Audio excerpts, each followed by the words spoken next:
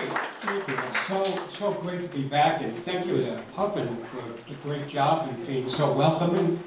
But we used to have all our meetings here when we met in person, and it's just so great to be back here. It's just wonderful, so thank you.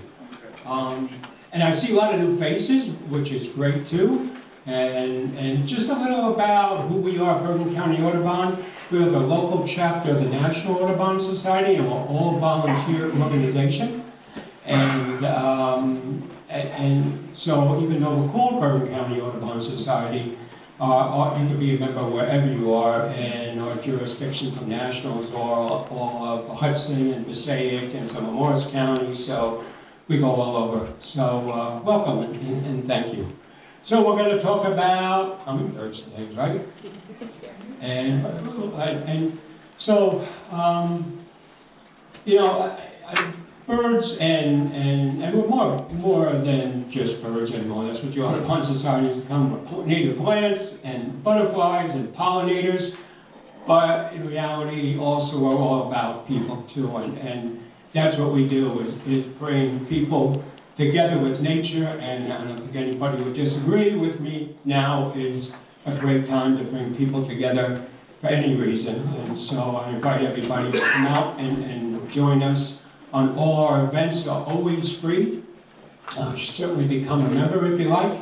But we do walks.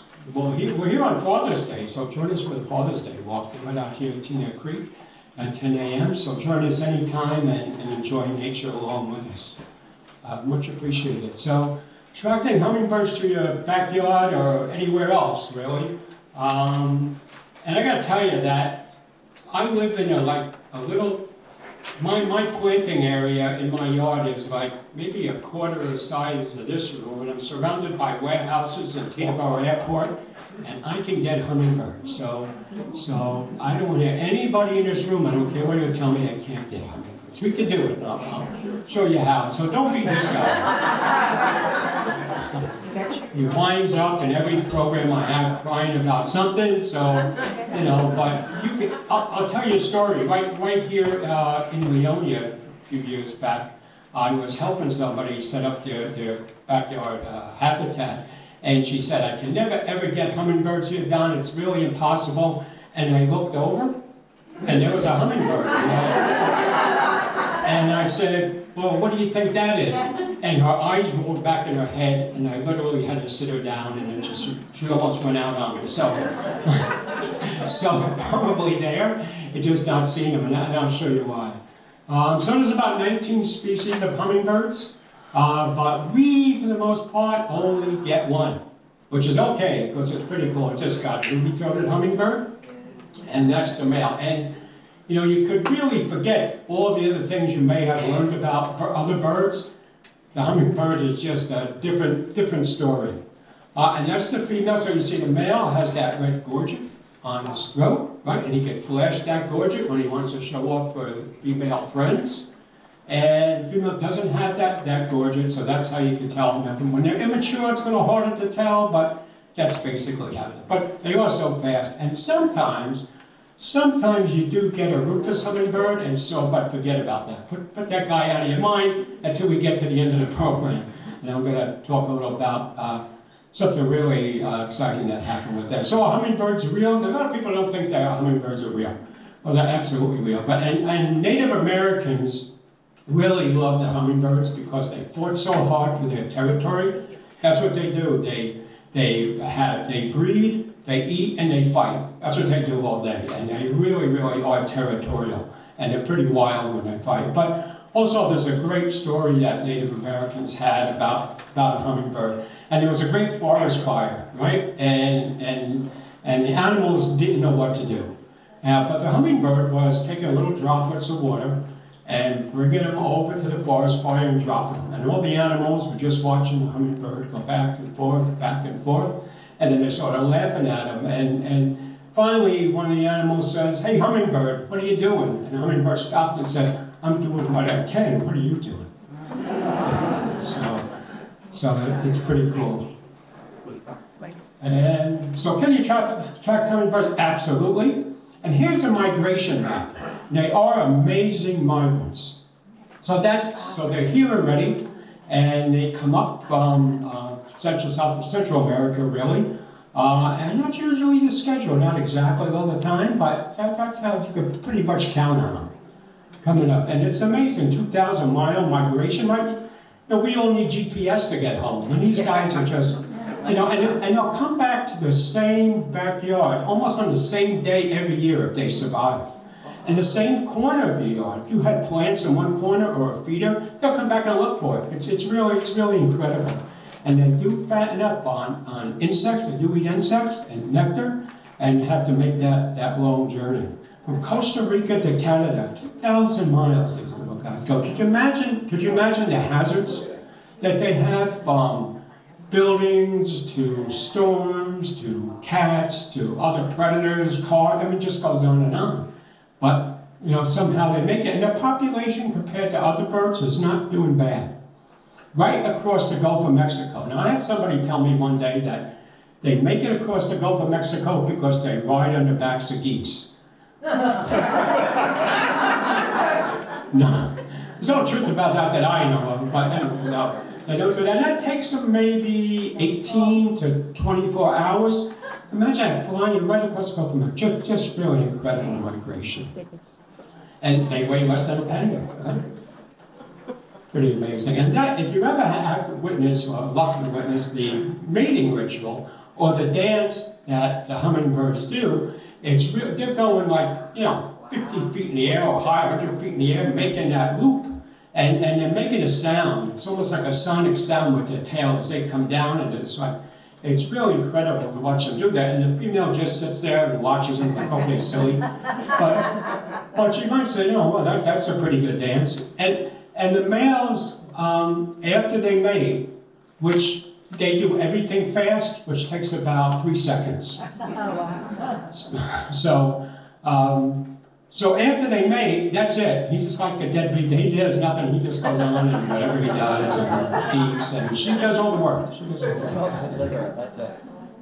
And so how do you track? So on the way up, they're following a lot of native, and we really want to concentrate on the native plants for these guys, because that's really what they depend on. And one of the first things that bloom real early is columbine, a wild columbine. And you could plant this in your yard, so it's one of the first things that flower.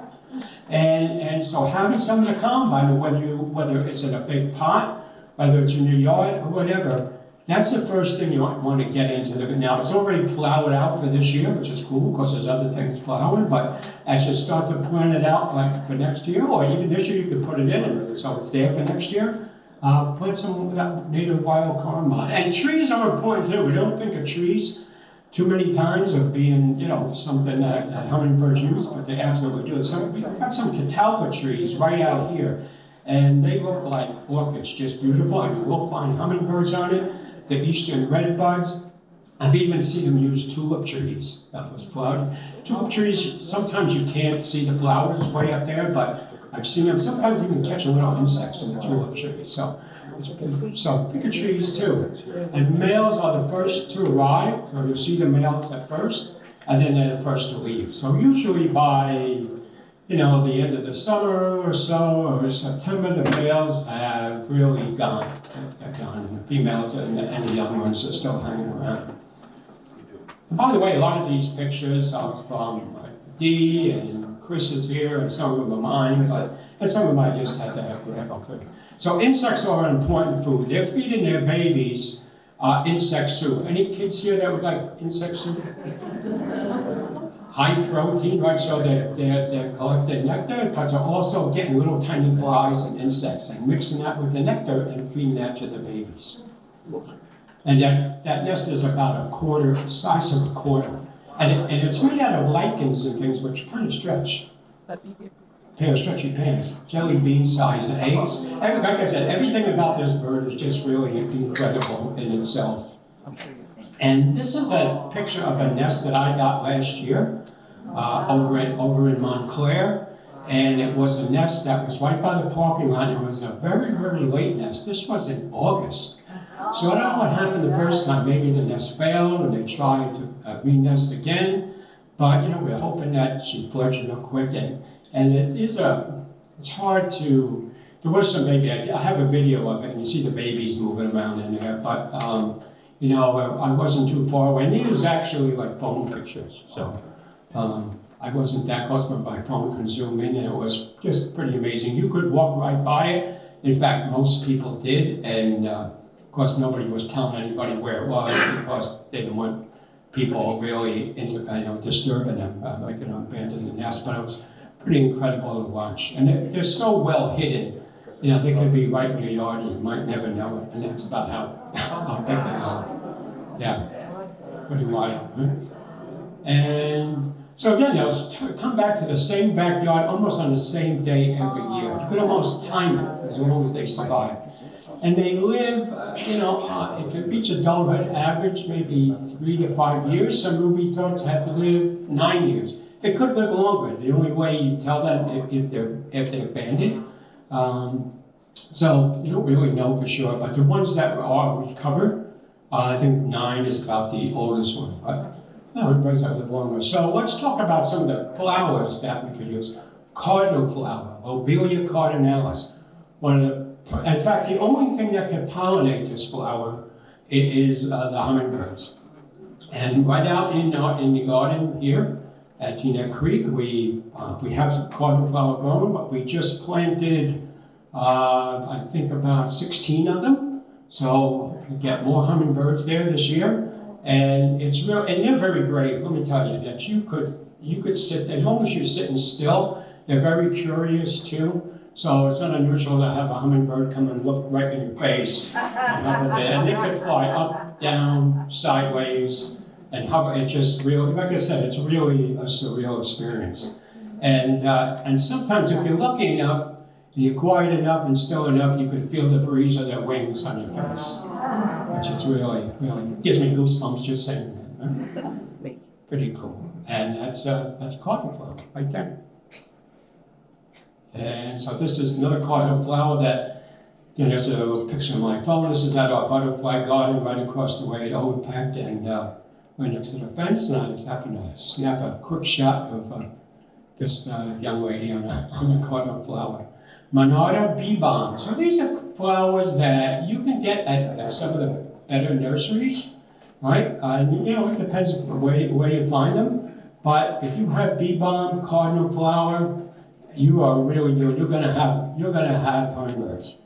Now, a lot of times, depending on where you are, I would say it's easier to get them maybe in early spring as they come up, and much easier to get them as they're migrating south, say late August into September. But that doesn't, like here at Teaneck Creek, we'll have them like all spring into fall. So it's not really, you're not really going town by town. It depends on what's surrounding. Enough wildflowers, enough food, enough place for them to nest, you'll find hummingbirds.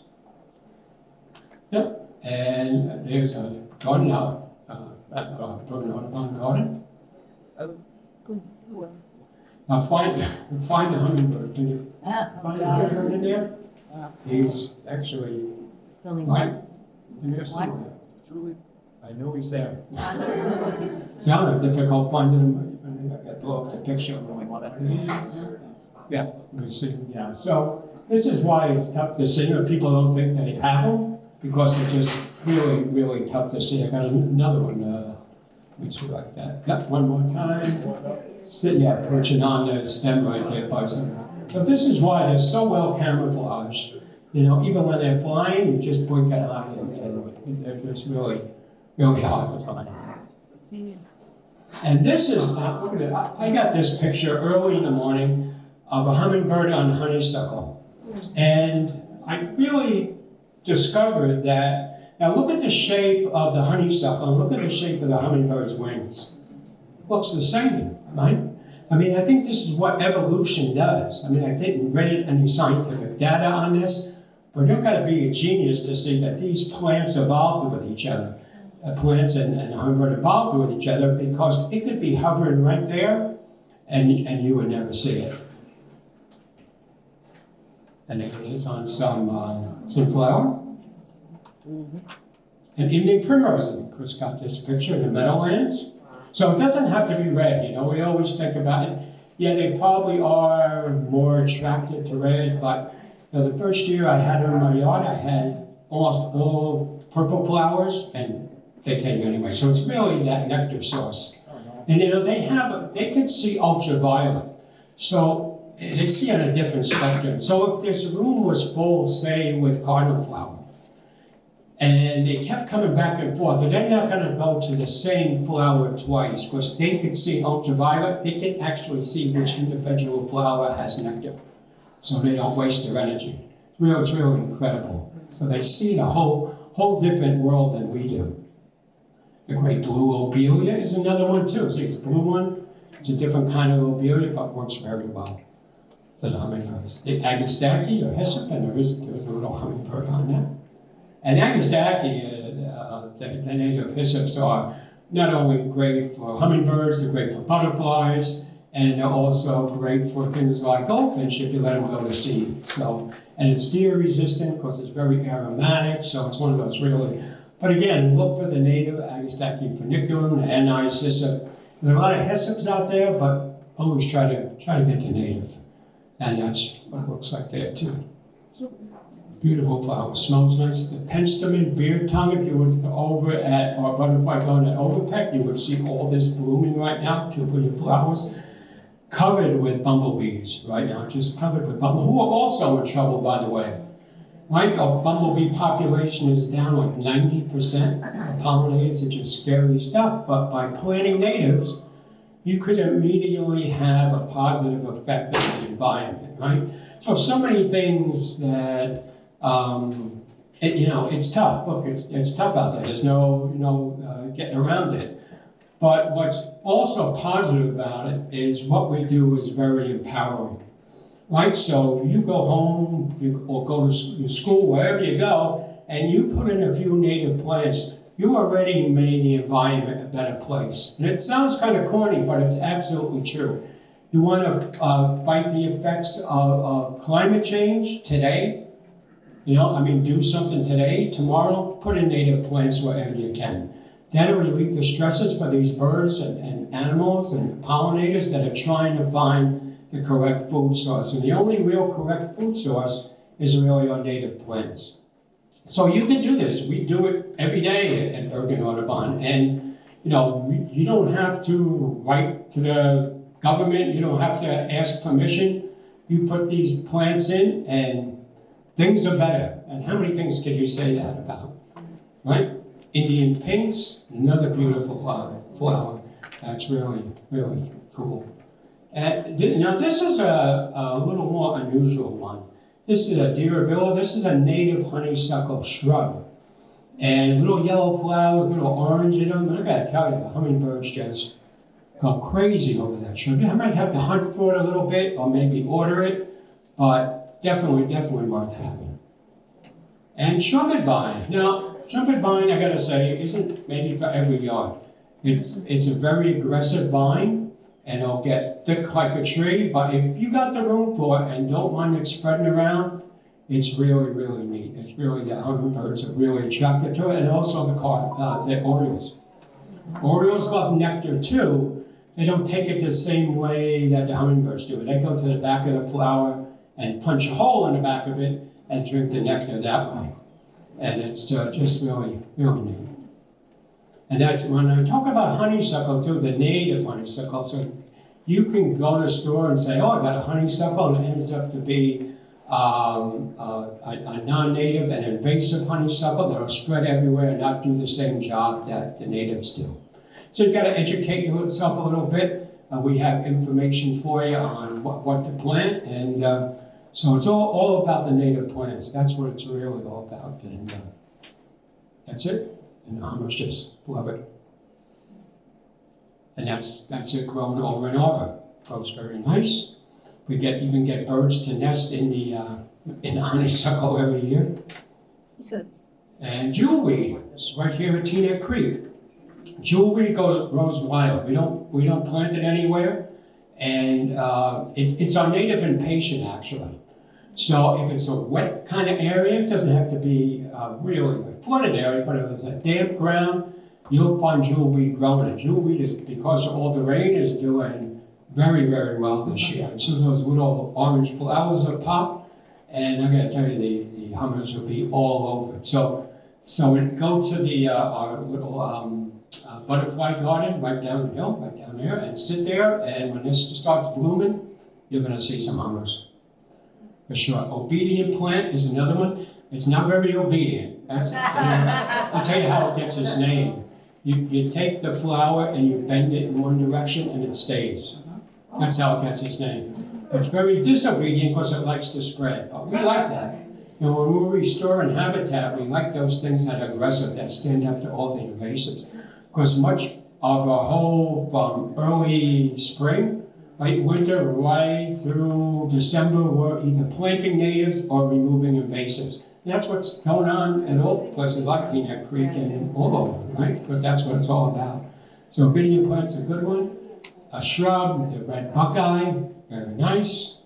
Breeding hearts, right? You don't think of breeding hearts as being something that's for shady areas for hummers, but definitely try. So you can plant these things really anyway. Our natives survive very well in pots. I grew a lot of these plants just in pots every year, and severe winters, they do very well. They're very, very tough. So don't be afraid. If you just have a patio, just go for it. And yeah. And you salvia too, if you only can do some annuals, some salvia. And even lantanas, right? Got a real hot area on your patio, plant some lantanas in a pot, and you'll get butterflies and hummers. Now, hummingbirds take showers. They love water. They love water. So, was anybody ever out in the garden watering it, and all of a sudden you have a hummingbird come through? Yeah. Yeah, I mean, they do. They just appear out of anywhere. So it's like 90 degrees, you're watering the garden, you're spraying a mist, and here comes a hummingbird, and he starts darting through the, you know. I know some people that happened to, and they think they had a religious experience. They're ready to fall on their knees, and, you know, I want to tell them that it happens to a lot of people, but, you know, whatever. It's all good. And yeah, so even on a hot day, you know, there's some hummers around, get out there and water, and they just appear. They just love it. It's pretty cool. Yeah, and some misters, you know, just put a mister on a hose and let it mist on the pond, and they just come through it like magnets. And you'll see them wet themselves, and then sit on a leaf, and then kind of just wash and bathe themselves. It's pretty cool to watch. Now, this is not a hummingbird, and I do get a lot of calls all the time. It's not a flying lobster either. This is a hummingbird moth, and it comes out during the day, and it actually, I get called, Don, I have a baby hummingbird that's in my yard. It's not a baby, but it's cool. It's cool. It's a moth. It's a moth. It's actually a moth, but it's really neat. So it's not a hummingbird, but still fun. So let's talk about feeders a bit, right? You know, if they do work, but you have to keep them clean. If you're not going to work at cleaning them a lot, and you really got to change that sugar water every 2 or 3 days, especially in the summer, because you can get the birds ill if it gets moldy. So I would tell people, if you don't think, you know, you're going to work at cleaning it, then don't do it. The plants are number one. But, you know, some people like to supplement. Nothing wrong with it as long as you're going to take care of it. And that type of feeder is the easiest one to clean. Any ones with little tubes in them, or little ports, make it a lot tougher. And these type of window feeders too. And really all you're using is 4 parts water to 1 part ordinary white, yucky table sugar. No brown sugar, no honey, no food coloring. Don't need to have food coloring. It's got colors on that feeder, so don't do any of that. And believe it or not, the white table sugar is very close to flower nectar, believe it or not. So who knew? But so if you're gonna feed them, that's all you really do. And yeah, no honey. This guy, I guess, found a way to shoot down the birds. And it would work, you know, it would work. So they are territorial. They do fight all the time. And again, when they're not, so if you have a feeder, you have flowers, they will fight over it. And some people think, well, I'm gonna just, you know, plant some flowers on the other side of the house so they don't fight. doesn't work. They still find other flowers and they still fight. So that's kind of what they do. And they are noisy. They chatter a lot. And with that so that tongue, you wonder how they get into those feeders to the bottom of those flowers. That tongue is the same size as their bill, which is pretty long. And I think this was our friend Jim Macaruso's picture from this. I'm pretty sure this was right here at Tina Creek. And they can't walk, right? They have short little legs. They could scoot a little bit, but they can't walk. But what they can do is scratch the top of their heads. Other birds can't. They can reach up and scratch the top of their heads. That we know, but I think only parrots can do that. But something you didn't need to know, but it's, scratch their heads. And this is another Teaneck Creek picture, by the way. And it's just some fun facts. The nest the size of a walnut. It expands, like I said, it's stretchy, spider webs and lichens to camouflage it. It's really, really incredible. And they can read. I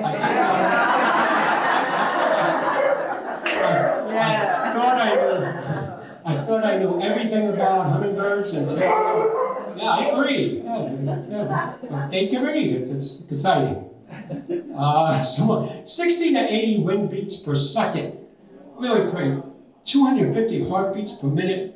1,220 white fly. Imagine our hearts would just explode. Would just explode. Normal flight would be like 25, 35 miles an hour. They could do quick getaway flights at 50 miles an hour. Imagine a little bird flying at 50 miles an hour. And so for you kids, I keep this in the program because hummingbirds do poop. It's not my favorite, but I had to, I go to schools sometimes and I'm a hit if I should poop. So they'll have me back every year, So we want to see that guy that showed us poop. Now you like that, right? And so how could you help? Plant natives, go organic, no pesticides, please, no, none of that. Insecticides, restore habitat, and start with the yard. Your yard is just as important habitat as anywhere else. If you get a chance, wherever, plant natives, restore habitat wherever you can. You're going to reach the point of build out in New Jersey. Look, anybody that has lived here or anybody that sees what's going on, we're building on every inch of property everywhere. And so the only thing left is really going to be our backyards and schoolyards and places like that to improve.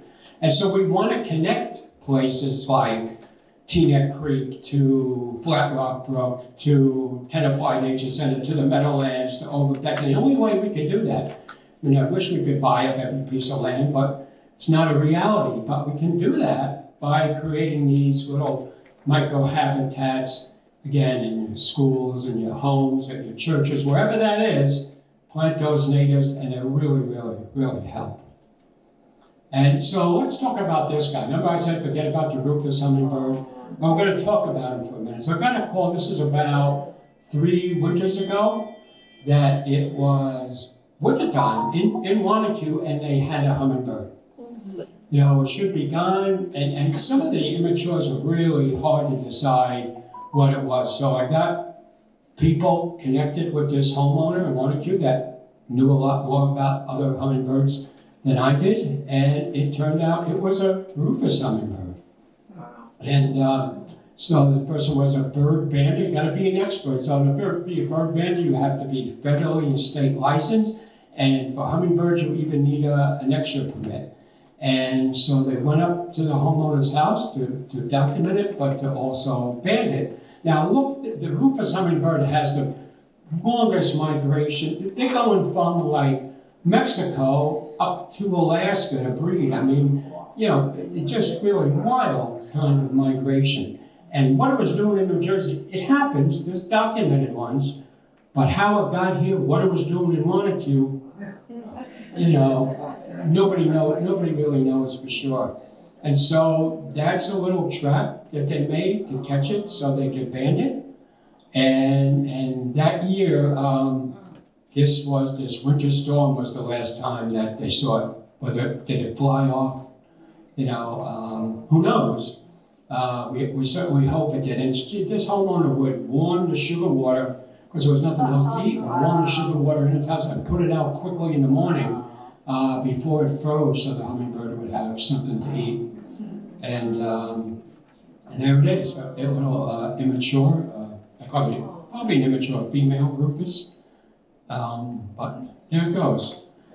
Yeah, and so the following winter, not this winter, another one came, and it wasn't the same one because it was immature, right? So what was the chances of another rufus showing up in the same backyard a year later? Who knows? But this past winter, it didn't happen, unfortunately, fortunately, but on hummingbird. So just an interesting story that you really never know what you're going to find out there. So just some things that you could help. So habitat loss, climate change negatively impacts any bird that we really know. The loss of natural food sources, so invasive plants, non-native plants. So an area could look green and lush to the eye, right? And unless it has good, substantial native plants, it's a wasteland. It's like you going into ShopRite and you're hungry and you find out all the produce is plastic. It's the same if a bird or whatever wildlife comes into a habitat and it's not going to be able to find the correct food. Because really, loss of plants, lack of available habitat for nesting, increased temperatures causing mismatches in timing of food sources, which is bird comes up as normal migration, but either the stuff has already bloomed already, which happens, so they're going to travel more to find food. Probably the biggest cause of death in hummingbirds is probably starvation, which is pretty sad. Extreme weather events. So you have more climate change, more storms. One day it's 60 degrees, and the next day it's 90, and then it's windy and rainy, and it's just not good. Not good at all. So we do have a certified wildlife garden program that's free. Marie could talk to you a little more about that. And that's just a way that we have try and connect all these places. If you have a good variety of native plants, we'll give you a nice certification, a nice sign. And we're in about 7 states already, and we're expanding, so I have over 250. How many we got, Marie? 254. I certified one yesterday, and it was a school. Yay! Yay! So we're really proud of that program. Like I said, it's free. We don't charge for any of this stuff. And it's a way to connect all these places by encouraging people to. And this is actually outside the Bergen County Zoo, which expanded again this year. So and up at the New Jersey Botanical Garden, and this is when they first put in a garden. It's grown in over the years, so we have a partnership there. And of course, this is our longest project over at by the Equestrian Center. Right here at Tina Creek is our second longest project, maybe probably a year after we started at Overpeck. We came over here and started working on the butterfly garden here. So we're very proud of that also. And Butterfly Day is July 20th at the Meadowlands. It's free. Bring everybody, bring the kids. It's a great day. We get thousands of people out there, and it's really fun. So come out and join us. So we have free nature walks through the year. We're somewhere 2 or 3 times a week.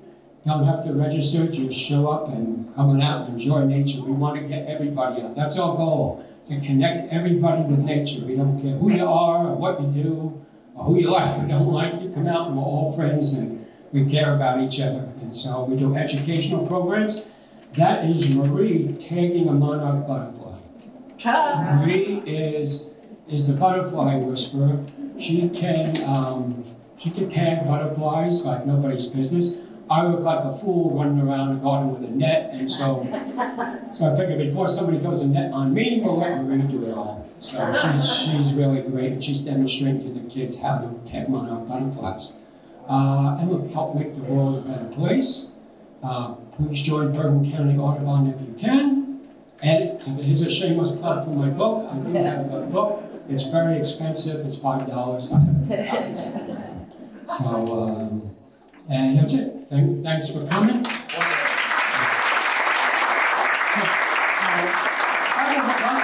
do have do have a radio show. I have a monthly radio show on WFDU that it's archived. It goes on the last Sunday of each month. And I think it should still be archived that I have Kathleen from Teaneck Creek interviewed. And Maria's my next one. So tune into that. It's a lot of fun. We're talking about everything that's going on in the area about nature. And so, do I have any questions? Now look, conservation is about community and kindness. More community and kindness, right? Yes. All right. Any questions at all? You have questions? I have a question. One thing. Hi. You were saying that the migratory patterns seem to be changing. Do you think that's due to climate change? Yeah, so it's definitely from climate change. So things are mixed up. Either, I'll give you an example of the tree swallows, which are easy birds to study. Tree swallows nest right here at the creek. They nest in bird boxes. So they've been arriving like 2 weeks early, right? So now when they come up early, they got to feed their babies insects. They're insect eaters, right? So they come up early, it may be fine, boom, all of a sudden the temperature drops, right? There's no food. A couple years ago, we had a mass starvation of babies. Hundreds of babies died because for over a week or more, there was no insects. So all this stuff is the plants aren't either they're blooming early, most of the time the birds are coming up late, either one. Food sources, but I mean, even from fish coming up the rivers at the wrong time or too early. Everything in nature is connected to everything else. And if one thing is off, then everything goes off. Now, these are things that evolved for millions of years, and now these things are changing so rapidly that it's tough for these things to survive. It's really, really tough out there. So we have to advocate for save more open space, save more habitat. We definitely have to get government to do that, but we have to do our part too. So don't get depressed. Get out there and do some stuff. Yeah. Is there a better time to see these hummingbirds?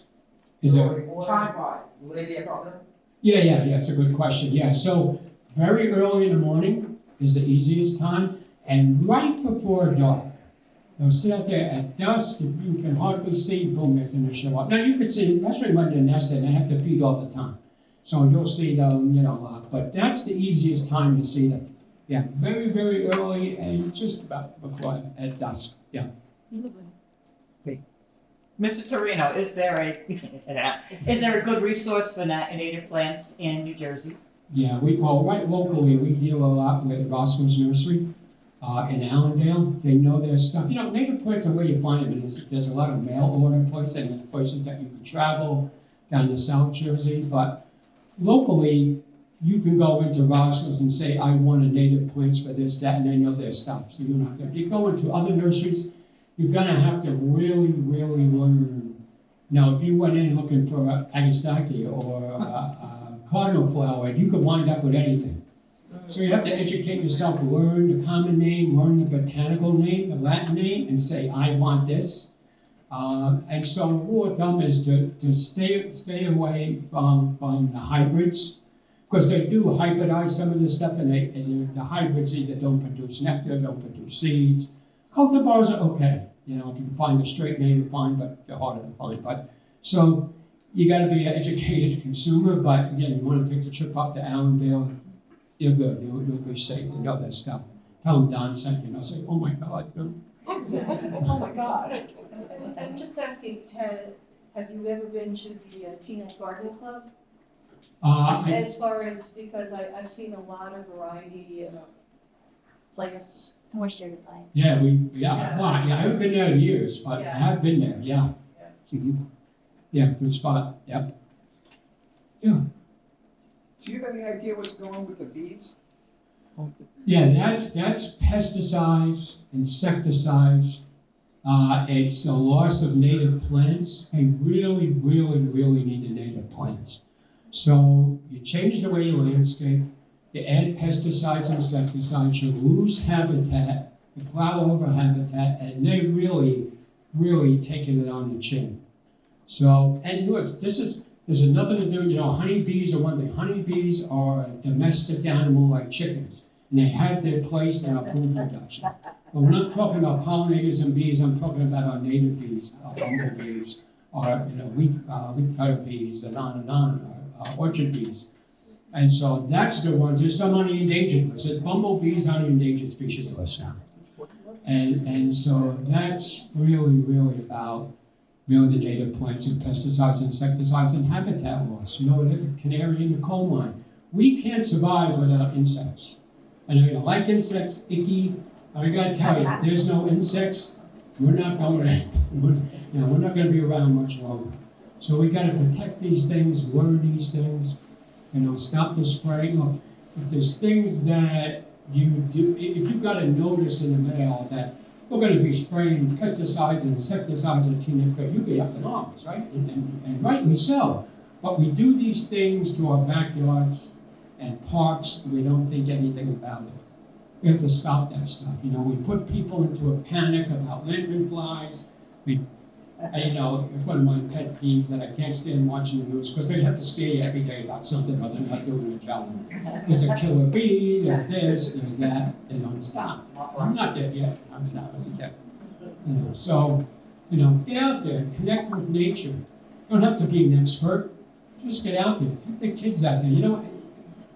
Introduce the kids to nature is important, but introduce yourselves. Kids aren't going to learn about nature without your help. And you guys that vote, really, so when I was a kid, I'm a Meadowlands kid, grew up in the Meadowlands, love the Meadowlands. That we do a lot, probably most of our work in the Meadowlands. But when I was a kid, we could walk right outside and I'd be in nature. I didn't have to ask my parents for a ride. I didn't have to take a bus. I didn't even have to take my bicycle. I was out there in nature, and that's the way it was for most of our local towns now. And it used to be just where the inner city kids were deprived. But now everybody's almost deprived. Unless you're very lucky to have unless you're lucky to live across from Teaneck Creek, there's a problem about you learning about nature. Right? So how do you that's our real challenge. When we talk about environmental justice, we gotta find a way to get kids out to nature. I mean, if I had to ask my parents in the day to drive me to a park to enjoy nature, sure, that's not happening. But so you can't parents are working 2 jobs, they're going to school, they don't have time. So that's the challenge for everybody. There's one thing, environmental justice is very important, but unless and kids in those cities and kids deserve nature as much as anybody else. And I really think that there's great things going on around the country in the cities of putting in pollinator gardens. And you can go online and see all these great projects. We need to really start thinking that way here, right? We need to start thinking of parks as different, and I mean like baseball fields and pickleball courts. I'm picking on my pickleball friends, but there's no reason why you can't have a pickleball court and have native gardens around it, right? No reason. So that's what we have to do. Your town, you want money? You want to use money for a tennis court, pickleball court, baseball field? Fine, but you're going to have to make up. If we're serious about climate change, then we're going to have to do something to make up for that, right? There's a reason. So make your pickleball court, but you're going to plant a native pollinator garden around that, right? Nothing wrong with that. And I get kind of, I'm going to preach for a while, Yeah. And so I get all kinds of excuses from our elected, well done, our DPW doesn't have time to do that. Oh, yes, they do. Or they don't know how to do that. Well, I'll teach them. So a lot of times it's learning how to do something differently. We have the New Jersey Turnpike Authority planting milkweed along the turnpike right here in Teaneck. So if they can do that, we can do it right here in our own community. I met with the Mayor Little Ferry just last week. Walked a great place to Losensville, and the old hockey rink, which nobody uses, they're turned into a pickleball court. And I said to him, well, that's fine. That's fine, but you know what? Let's plant some natives around that. Let's put some natives, oh, sure, why not? So we can do this stuff. If we think differently, if we put emphasis on somebody, like I said, if we're gonna be serious about really doing something, look, a solar panel is wonderful in its place, but solar panel doesn't make up for habitat destruction. So, my elected official friends, I love couple, take a picture with a solar panel and go home. Well, that's good, but it doesn't make up for plowing down 100 trees down the street. Doesn't do that. So we have to do both. We can do both. And, I'm a child of the 60s, right? I remember the first Earth Day, when people were out in the street and demanded, you as a resident, as whoever, should demand this stuff. For your kids, for your, look, the biggest problem we have in nature is, people say, Don, what's the biggest threat? Is it climate change? Is the habitat loss? No, it's nature disconnect disorder. Right? That's what it really is. So how can I have you care about something like climate change unless you could appreciate the nature that's right outside your door? Look, I don't blame you. It's tough out there. You're going to work, you're paying the mortgage, you're paying for school, and you're focused, and I understand that. But take a minute. Take a minute to see the nature that's around you. And then care about it. And then you'll think differently on what we need to do. So put the pressure on your elected officials.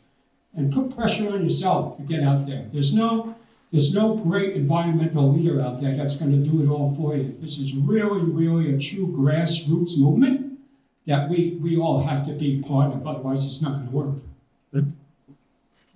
Yeah, I said it.